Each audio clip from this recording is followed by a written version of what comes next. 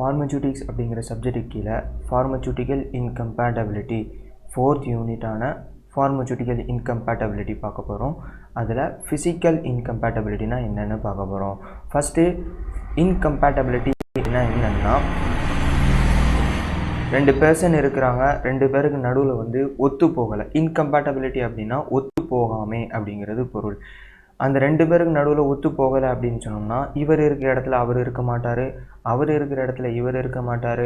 அப்படி ரெண்டு பேரையும் பிடிச்சி ஒரே ரூமுக்குள்ளே போட்டாலும் ரெண்டு பேரும் ஒருத்தர் முறைச்சிப்பாங்க, ஒருத்தர் திரும்பிப்பாங்க, ரெண்டு பேரும் மனசுக்குள்ளே ஒருத்தர் திட்டிப்பாங்க.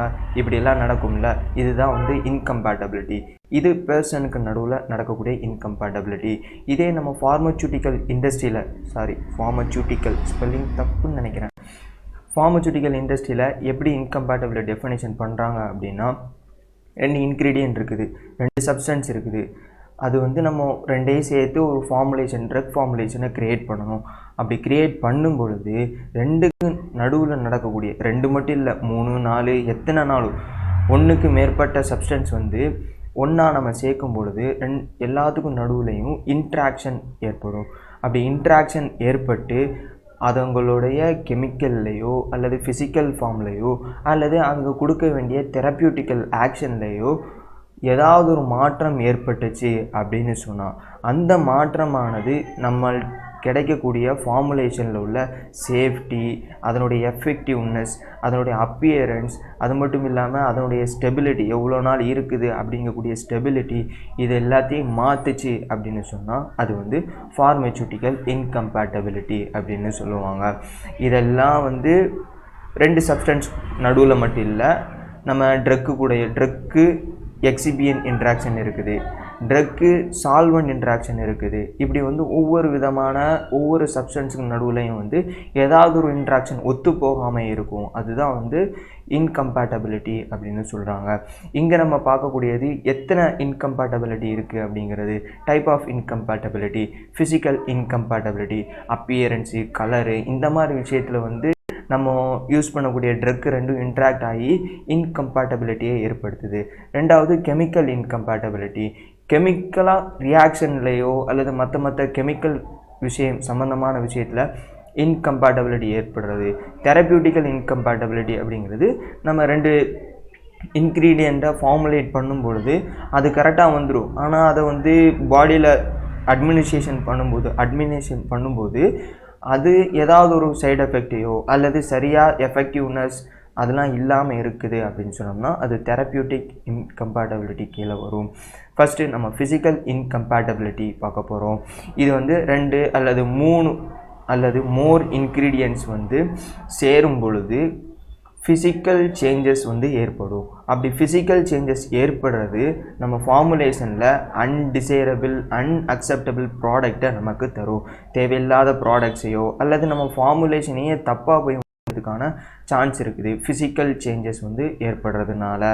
ஃபிசிக்கல் இன்கம்பேட்டபிலிட்டி அப்படிங்கிறது கலர் சேஞ்சாக இருக்கலாம், ஆர்டர் அதாவது ஸ்மெல் சேஞ்சாக இருக்கலாம், அதனுடைய டேஸ்ட்டுடைய சேஞ்ச் இருக்கலாம், அதனுடைய விஸ்காசிட்டி நம்ம எதிர்பார்க்காத மாதிரி வராமல் இருக்கலாம், மார்ஃபாலஜி சாலிடாக இருக்க வேண்டியது கொஞ்சம் கொலன்னு அமார்பஸாக இருக்குது, அல்லது லிக்யூடாக இருக்க வேண்டியது கிறிஸ்டல் ஆகிருச்சு அப்படின்னு அந்த மார்ஃபாலஜி ஆஃப் ப்ராடக்ட் சேஞ்ச் ஆகலாம். இதெல்லாம் ஃபிசிக்கல் இன்கம்பேட்டபிலிட்டி கீழே வரும். ஃபிசிக்கல் இன்கம்பேட்டபிலிட்டி எதனால் நடக்குது அப்படின்னு பார்த்தோம்னா, இன்சால்யூபிலிட்டி. ரெண்டு பொருள் கரைய மாட்டேங்குது அல்லது ஒரு சால்வெண்ட்டில் ஒரு லிக்யூடில் ஒரு சொல்யூட் கரையலை அப்படின்னு சொன்னோம்னா அது இன்சால்யூபிலிட்டி. இதனால் ஃபிசிக்கல் இன்கம்பேட்டபிலிட்டி ஏற்படலாம். இம்மிசிபிலிட்டி. 2 லிக்யூட் இருக்குது, அந்த 2 லிக்யூடும் ஒரு இதில் ஆட் பண்ணால் கரைய மாட்டேங்குது, ரெண்டும் மிக்ஸ் ஆக மாட்டேங்குது அப்படின்னு சொன்னால் அது இம்மிசிபிலிட்டி. மூணாவது ப்ரெசிபிட்டேஷன். ஒரு லிக்யூடில் இன்னொரு லிக்யூடை ஆட் பண்ணுறோம், மிக்ஸ் பண்ணுறோம், அதே நேரத்தில் ஒரு ப்ரெசிபிட்டேட் ஃபார்ம் ஆகுது அப்படின்னு சொன்னால் அது ப்ரெசிபிட்டேஷன். லிக்யூஃபேக்ஷன். 2 சாலிட் இருக்குது, 2 சாலிடை நம்ம மிக்ஸ் பண்ண முயற்சி பண்ணுறோம், ஆனால் 2 சாலிடும் சேர்ந்து நமக்கு லிக்யூட் ஆகிடுது, அதுதான் லிக்யூஃபேக்ஷன். ஃபஸ்ட்டு இன்சால்யூபிலிட்டி அப்படின்னா என்னென்னு பார்ப்போம். இன்சால்யூபிலிட்டி அப்படிங்கிறது ஒரு மெட்டீரியலானது, ஒரு இன்க்ரீடியൻ്ட் ஆனது ஒரு சால்வெண்ட்டில் டிசால்வ் ஆகாமல் இருக்கிறது தான் இன்சால்யூபிலிட்டி அப்படின்னு சொல்கிறாங்க. நம்ம ஃபார்மசூட்டிக்கல் இண்டஸ்ட்ரியில் மேஜரான இன்கம்பேட்டபிலிட்டி எதனால் ஏற்படுது அப்படின்னா இன்சாலிபிலிட்டினால் ஏற்படுது. நம்ம யூஸ் பண்ணுற ஆர்கானிக் இன்ஆர்கானிக் சப்ஸ்டன்ஸ் எல்லாமே வந்து சால்வெண்ட்டில் ஈஸியாக கரைஞ்சிதுன்னு சொன்னால் நிறைய ஃபார்முலேஷன் வந்து சிறப்பாகவோ லிக்யூடு ஃபார்மில் வந்து நம்ம வந்து கொடுத்துருப்போம். ஏன் கொடுக்கல? லிக்யூட் ஃபார்ம் வந்து டேப்லெட் சாலிட் ஃபார்மை விட நிறைய பயோ அவைலபிலிட்டி இருக்குதுன்னு நம்ம படிச்சிருப்போம். ஆனாலும் நம்மளால் அந்த சாலிடை வந்து லிக்யூடு ஃபார்மில் நிறைய கொண்டு வர முடியலை. ஏன் அப்படின்னா நம்மள்ட்ட இருக்கக்கூடிய organic inorganic ingredients drug API எல்லாமே வந்து பார்ஷியலி சாலிபிள் இன் லிக்யூடாக இருக்கும், வாட்டராக இருக்கும்.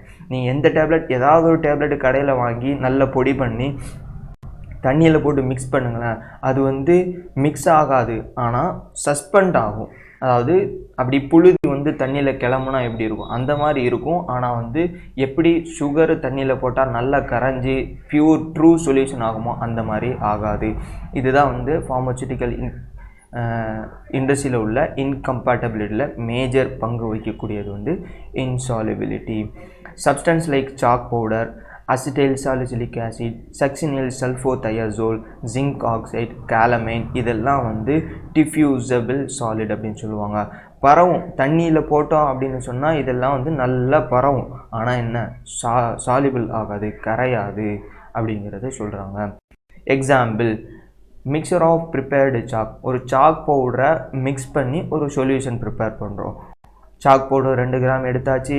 டிஞ்சர் கேட்டச்சு அப்படின்னா என்னென்னா, டிஞ்சர் அப்படின்னா அக்வஸ் எக்ஸ்ட்ராக்ஷன், தண்ணி அக்வஸ் மூலமாக, அதாவது ஆல்கஹாலிக் எக்ஸ்ட்ராக்ஷன். ஆல்கஹாலை வச்சு ஏதோ ஒரு க்ரூட் ட்ரக், இயற்கையிலேருந்து கிடைக்கக்கூடிய லீஃபாக இருக்கட்டும், ஸ்டெம்பாக இருக்கட்டும், மற்ற ப்ராடக்டாக இருக்கட்டும், அதெல்லாம் வந்து ஆல்கஹாலில் போட்டு எக்ஸ்ட்ராக்ட் பண்ணுவாங்க. அப்படி எக்ஸ்ட்ராக்ட் பண்ணுறதுக்கு பேர் தான் டிஞ்சர் அப்படிங்கிற பேர். கஷாயம், உதாரணத்துக்கு சொல்லப்போனால் கஷாயம் வந்து ஒரு டிஞ்சர் அப்படின்னு சொல்லுவாங்க. கேட்டச்சு அப்படிங்கிறது அக்கேஷியா, அதாவது நம்ம தலைக்கு தேய்ச்சி குளிக்கிறோம்ல சீக்கக்காய், அதனுடைய இன்னொரு பேர் வந்து அக்கேஷியா. அந்த அக்கேஷியாவுடைய எக்ஸ்ட்ராக்ட் பேர் தான் கேட்டச்சு அப்படின்னு சொல்லுவாங்க. டிஞ்சர் கேட்டச்சு அப்படிங்கிறது அக்கேஷியாவுடைய ஆல்கஹாலிக் எக்ஸ்ட்ராக்ஷனுக்கு பேர். அதை வந்து ஒரு 2 ml எடுத்துருக்கோம். அதுக்கடுத்து வந்து சின்னமான் வாட்டர் 2 ml வந்து நம்ம எடுத்து மிக்ஸ் பண்ணுறோம். இப்படி மிக்ஸ் பண்ணும்போது நமக்கு இருக்கக்கூடிய ப்ராப்ளம் என்ன, சாக் பவுடர் வந்து தண்ணியில் கரையாது. அப்போ இங்கே நம்ம யூஸ் பண்ணுறது cinnamon water. Chalk powder cinnamon வாட்டரில் கரையலை. It form diffusible precipitate. அதாவது சாக் பவுடர் கரையாமல் சுற்றி அந்த சொல்யூஷனை சுற்றி பரவி இருக்குதே தவிர, ப்ரெசிபிடேட்டாக இருக்குதே தவிர ட்ரூ சொல்யூஷனாக மாறலை. இதனால் நமக்கு நிறைய ஃபிசிக்கல் இன்கம்பேட்டபிலிட்டி ஏற்படும். இதுதான் வந்து ஃபிசிக்கல் இன்கம்பேட்டபிலிட்டி அப்படின்னு சொல்கிறாங்க. இதை எப்படி தீர்க்கிறது? Correct prescription. எப்படி இந்த ப்ரிஸ்கிரிப்ஷனை கரெக்ட் பண்ணுறது அப்படின்னா, சாக் பவுடர் அதே மாதிரி டிஞ்சர் கேட்டாச்சும் எடுத்தாச்சு. அதுக்கு எக்ஸ்ட்ரா ஒன்று ட்ரெக்ககான் அப்படிங்கக்கூடிய இன்க்ரீடியன்ட்டை நம்ம எடுக்கிறோம் 0.4 கிராம். அதுக்கடுத்து சின்னமான் வாட்டரை வந்து அப் டு 30 ml யூஸ் பண்ணுவோம். அதனால் கரையலை, அதனால் கொஞ்சம் அதிகமாக யூஸ் பண்ணி பார்ப்போம். இங்கே யூஸ் பண்ணிக்கக்கூடிய ட்ரெக்ககான் அப்படிங்கிறது என்ன அப்படின்னா சஸ்பெண்டிங் ஏஜென்ட். எப்படி நம்ம சாக் பவுடர் வந்து சின்னமான் வாட்டரில் ப்ரெசிபிடேட் ஆச்சோ, அந்த ப்ரெசிபிடேட் ஆன சாக் பவுடரை சஸ்பெண்ட் பண்ணுறதுக்காக, சுற்றி நல்லா பரக வைக்கணும் அப்படிங்கிறதுக்காக லேசாக இப்படி ஆட்டினாலே போதும், ஃபுல்லாக வந்து அதனுடைய அந்த சாக் பவுடரானது சொல்யூஷன் சுற்றி வந்து நல்லா பரவிடும். அதுக்கு நம்ம யூஸ் பண்ணுறதா வந்து சஸ்பெண்டிங் ஏஜென்ட். அதுதான் நம்ம இங்கே யூஸ் பண்ணியிருக்கோம். ட்ரெக்ககாந்தை வந்து நம்ம யூஸ் பண்ணியிருக்கோம். இது வந்து 2% வெயிட் பை வால்யூம் அடிப்படையில் வந்து நம்ம ஆட் பண்ணுவோம். அடுத்து இம்மிசிபிலிட்டி. இம்மிசிபிலிட்டி அப்படின்னா 2 லிக்யூட், மேலே சாலிட் லிக்யூட் பார்த்தோம், இங்கே 2 லிக்யூடானது ஆட் பண்ணுறோம், மிக்ஸ் பண்ணுறோம். ஆனால் நமக்கு கிடைக்கிறது நான் ஹோமோஜீனியஸ் ப்ராடக்ட். அதாவது 2 லிக்யூடும் தனித்தனியாக பிரிஞ்சு நிற்கிறது பேர் தான் நான் ஹோமோஜீனியஸ். ஹோமோஜீனியஸ்னால் 2 லிக்யூடும் சேர்ந்து நல்லா கரைஞ்சிருச்சு அப்படிங்கும்போது அது ஹோமோஜீனியஸ். உதாரணத்துக்கு இது என்னது, ரோஸ் மில்க் எசன்ஸையும் வாட்டரையும் நம்ம மிக்ஸ் பண்ணும்போது எப்படி நல்ல ரோஸ் வாட்டர் நமக்கு கிடைக்குது. அதே மாதிரி ரோஸ் மில்கில் போட்டோம், ரோஸ் மில்க் எசன்ஸை மில்கில் போட்டோன்னா எப்படி வந்து ஒரு ட்ரூ சொல்யூஷன் கிடைக்குது, அந்த மாதிரி இந்த இடத்துல கிடைக்காது. உதாரணத்துக்கு எண்ணெயும் தண்ணியையும் போட்டால் எப்படி தனித்தனியாக நிற்கிதோ அதுதான் வந்து நான் ஹோமோஜீனியஸ் ப்ராடக்ட். ஒரு லிக்யூடு இன்னொரு லிக்யூடில் ஆட் பண்ணுறோம், ரெண்டும் கரையாமல் தனித்தனியாக நிற்கிது அப்படின்னா அதுக்கு பேர் இம்மிசிபிலிட்டி. இம்மிசிபிலிட்டி வந்து நம்ம க்ரியேட் பண்ணக்கூடிய உருவாக்கக்கூடிய emulsion, cream, lotion, some type of ஆயின்மெண்ட்டில் என்னத்தை செய்யும் அப்படின்னா 2 ஃபேஸ் அல்லது எப்படின்னா அக்வஸ் ஃபேஸ், ஆயில் ஃபேஸ் அப்படின்னு 2 இருக்கும். அந்த 2 ஃபேஸையும் தனித்தனியாக செப்பரேட் பண்ணிடும். இதுதான் நம்ம இம்மிசிபிலிட்டினால் ஏற்படக்கூடிய இன்கம்பேட்டபிலிட்டி. சரியா? இது எதனால் நடக்குது அப்படின்னா இன்கம்ப்ளீட் மிக்சிங். நம்ம ஒரு ஃபார்முலேஷன் எமல்ஷன் நம்ம பண்ணுறோம் அப்படின்னா எப்படி பண்ணுவோம்னா அக்வஸ் ஃபேஸை தனியாக ஹீட் பண்ணுவோம், ஆயில் ஃபேஸை தனியாக ஹீட் பண்ணுவோம். அப்படி ஹீட் பண்ணிவிட்டு ரெண்டையும் மிக்ஸ் பண்ணுவோம். ரெண்டையும் வந்து ஒரே பீக்கரில் ஊற்றிட்டு நல்லா ஸ்டிர் பண்ணணும். அப்படி ஸ்டிர் பண்ணாமல் விட்டுட்டோம் அப்படின்னு சொன்னால் அது சரியாக மிக்ஸ் ஆகாது, நமக்கு கிடைக்க வேண்டிய எமல்ஷன் கிடைக்காது, க்ரீம் கிடைக்காது. இப்படி வந்து நான் நிறைய வாட்டி நல்லா வரும், கடைசி ஒரு வாட்டி பண்ணும் பொழுது தப்பாக வரும். அப்போது எனக்கு கிடைச்ச வந்து க்ரீம் நாங்கள் செஞ்சோம். அந்த க்ரீமில் வந்து வாட்டர் ஃபேஸ், ஆயில் ஃபேஸை மிக்ஸ் பண்ணும் பொழுது சரியாக மிக்ஸ் பண்ணாதனால அப்படியே சாலிடாக வந்து ஃபார்ம் ஆயிடுச்சு. க்ரீமானது நல்ல சாஃப்டாக க்ரீமியாக இருக்கணும், ஆனால் அப்படி இல்லாமல் கட்டியாக வந்து ஃபார்ம் ஆயிடுச்சு. இது வந்து ஃபஸ்ட்டு ரீசன். ரெண்டாவது unsuitable concentration. Oil in water emulsion இருக்குது, வாட்டர் இன் ஆயில் எமல்ஷன் இருக்குது. ஆயில் இன் வாட்டர் எமல்ஷனில் வாட்டர் அதிகமாக இருக்கும், ஆயில் கம்மியாக இருக்கணும். அதே மாதிரி வாட்டர் இன் ஆயில் எமல்ஷனில் வாட்டர் கம்மியாக இருக்கணும், ஆயில் வந்து அதிகமாக இருக்கணும். இது மாறினாலும் இம்மிசிபிலிட்டி ஏற்படும். அடுத்து ஃபால்ஸ் டைம் ஆஃப் அடிஷன். நம்ம 2 ஃபேஸை வந்து ஹீட் பண்ணுறோம்ல, அப்படி ஹீட் பண்ணிவிட்டு ஒரு ஃபேஸை கீழே இறக்கி வச்சுட்டு கொஞ்சம் நேரம் ஆற விட்டுட்டு அதனுடைய டெம்பரேச்சர்லாம் குறைஞ்சதுக்கு பிறகு இன்னொரு ஃபேஸை ஆட் பண்ணோம் அப்படின்னு சொன்னால் அதுதான் தப்பான டைம் ஆஃப் அடிஷன். அப்படி நீங்கள் ஆட் பண்ணிங்கன்னு சொன்னால் 2 ஃபேஸும் சேராது. ஏன்னா 2 ஃபேஸுக்கும் கரெக்டான ஒரு டெம்பரேச்சர் வரணும். அந்த 70 டிகிரினா ரெண்டுமே 70 டிகிரியில் இருக்கணும். அப்படி இருக்க டயத்தில் தான் நம்ம வந்து ரெண்டையும் ஆட் பண்ணால் கரெக்டான க்ரீமோ எமல்ஷனோ நமக்கு கிடைக்கும். அப்போது false addition is the reason of immiscibility. அடுத்து ப்ரெசன்ஸ் ஆஃப் மைக்ரோ ஆர்கானிசம்.